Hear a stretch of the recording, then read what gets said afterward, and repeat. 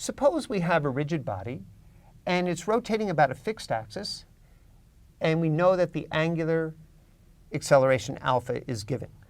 Now, it may be a function of time, and we'd like to find from this the angular velocity and how much angle has rotated in some time interval. So the first thing we have to do is choose a point in the rigid body and introduce a coordinate system. Here we have our angle theta, and with this point we have our r hat and our theta hat direction. And recall that by the right-hand rule, the k hat is going out of the plane of the figure. And so we have our coordinate system.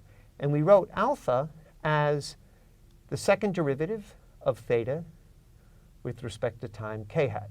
Now our goal is to find omega, which we'll write as the first derivative of d theta dt k hat, and also to find theta as a function of time. Now recall that our notation was that alpha z was d omega z dt equals d squared theta dt squared.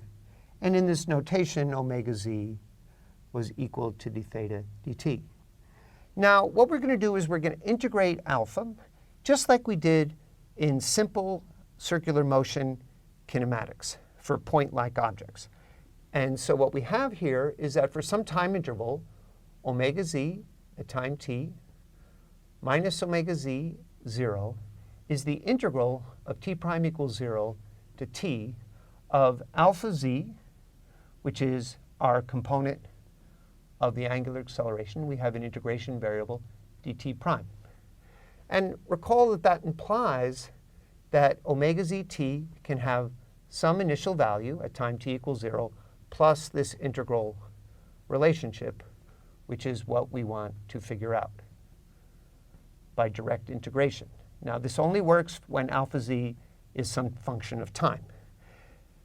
In order to get the angle theta of t, we integrate again, where we have theta of t 0 is the integral from t prime equals 0 to t prime equals t of this function omega z. Again, we have some integration variable t prime dt prime, and so we see that theta of t can have some initial value plus this integral relationship t prime equals t of omega z t prime dt prime.